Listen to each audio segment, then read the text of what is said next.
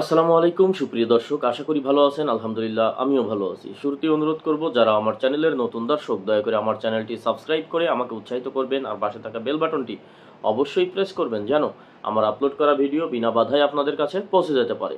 প্রিয় দর্শক, আজকে কথা বলবো ফ্রি জোনের ওয়ার্ক পারমিট ভিসা নিয়ে। আমার কাছে প্রতিনিয়ত অনেক বেশি কমেন্ট আসতেছে এবং মেসেজ আসছে, যেই জায়গায় গিয়ে একটা কনফিউশনের সৃষ্টি হয়ে যাচ্ছে, এবং দুবাই থেকে অনেকে অনেক ধরনের ইনফরমেশন পাচ্ছেন, এবং প্রতিদিন কিন্তু দুবাইতে কোনোভাবে না কোনোভাবে এমপ্লয়মেন্ট ভিসায় মানুষ আসছে।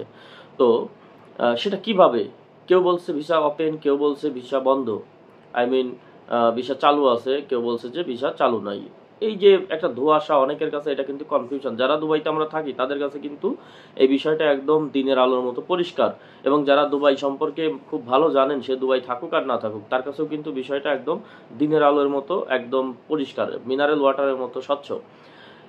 তো যারা এই বিষয়গুলো জানেন না, বা দুবাই সম্পর্কে যাদের অভিজ্ঞতা একটু কম রয়েছে, তাহলে তাদের কাছে তো এই বিষয়টা আর এরকম স্বচ্ছ না, একদম ঘুটঘুটে অন্ধকার, অমাবস্যা। তো আজকে আমি আপনাদেরই অমাবস্যা দূর করব, অন্ধকার দূর করব।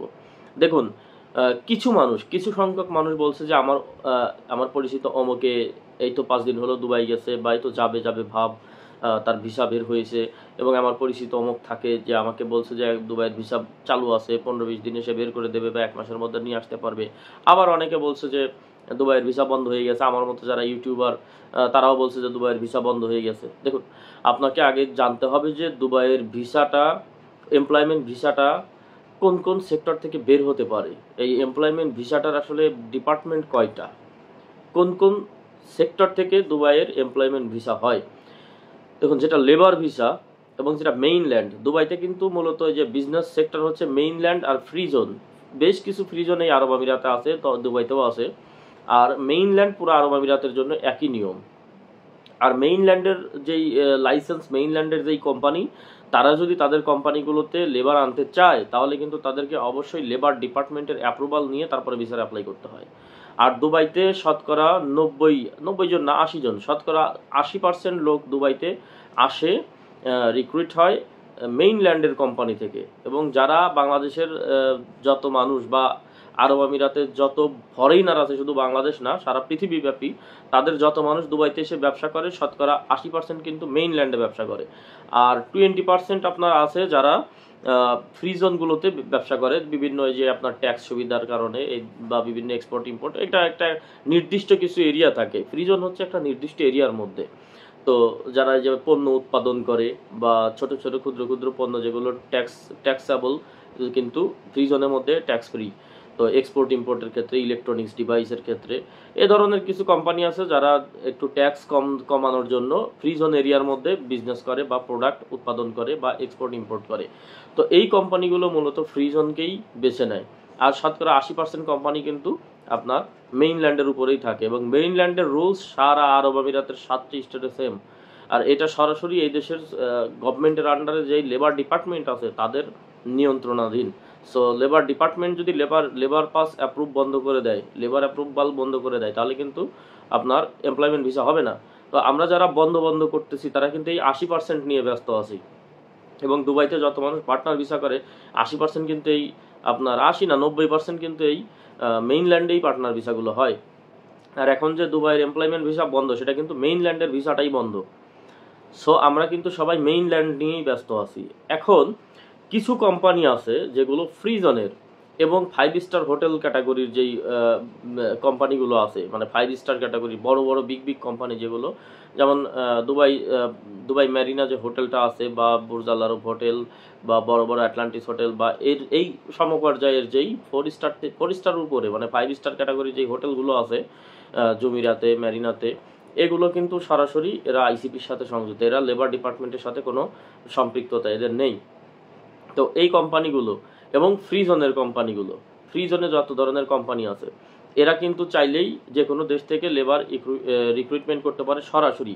এবং এদের যেই অফার লেটারটা, সেটা কিন্তু হয় এদের কোম্পানির প্যাডে। মূলত বাংলাদেশে দেখবেন বিভিন্ন কোম্পানি যখন আপনাকে জব অফার লেটার দেয়, তখন কিন্তু তাদের কোম্পানির একটা প্যাডে দেয়। লেবার ডিপার্টমেন্ট থেকে কোনো গভর্নমেন্ট পেপারস কিন্তু তারা দেয় না। সেম এরকম এই যে 5 স্টার হোটেল বলেন, বা আপনার কি বলে ফ্রি জোনের কোম্পানিগুলো বলেন, এরা যখন আপনাকে জব অফার দেবে তখন এটার কোনো লাইবিলিটি দুবাইয়ের যে লেবার ডিপার্টমেন্ট আছে তারা নেবে না, তাদের সাথে এর কোনো সম্পর্কই নাই।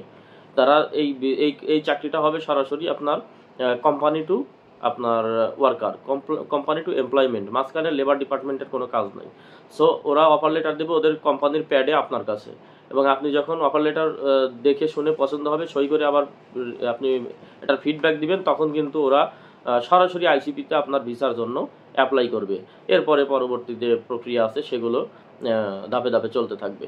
আর লেবার ডিপার্টমেন্টের কাজ হলো, আপনি মেইনল্যান্ডের কোনো কোম্পানিতে আসতে চাইলে আপনার সব ডকুমেন্টস দিয়ে আগে লেবার ডিপার্টমেন্টে লেবার পাসের জন্য অ্যাপ্লাই করা হয়। যদি এটা অ্যাপ্রুভ হয় তারপরে বিভিন্ন খাতে ইন্স্যুরেন্স আছে, লেবার ফিস দিতে হয়, এগুলো পেমেন্ট করে তারপরে গিয়ে ভিসার জন্য অ্যাপ্লাই করতে হয়।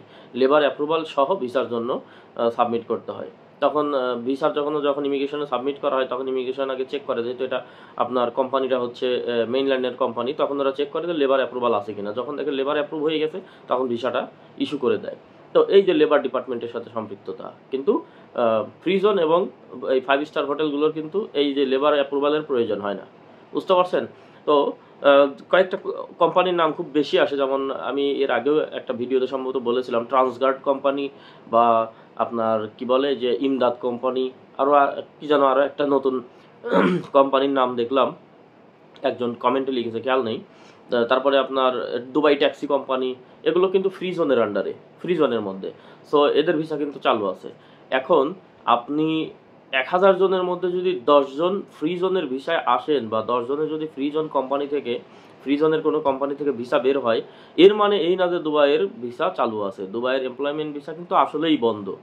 এখন 1000-এ 10 জন বা 15 জন বা 20 জনই ধরলাম, 50 জনই ধরলাম, 1000-এর মধ্যে যদি 50 জনের ওই আপনার কি বলে ইয়ে থেকে ভিসা হয়, ফ্রি জোন থেকে ভিসা হয়, তার মানে কি ভিসা চালু আছে আপনি বলতে চান? না।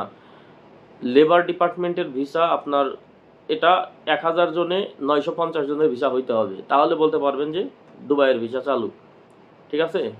সো যেটা ভিসা চালু আছে সেটা হচ্ছে ফ্রি জোনের ভিসা চালু আছে, দুবাইয়ের ভিসা চালু নাই। মেইনল্যান্ডের আরব আমিরাতে, পুরো আরব আমিরাতের এমপ্লয়মেন্ট ভিসা বা লেবার ভিসা চালু নাই, পুরো আরব আমিরাতের লেবার ভিসা বন্ধ, এবং সেটা অবশ্যই মেইনল্যান্ড সম্পৃক্ত লেবার ডিপার্টমেন্টের আন্ডারে।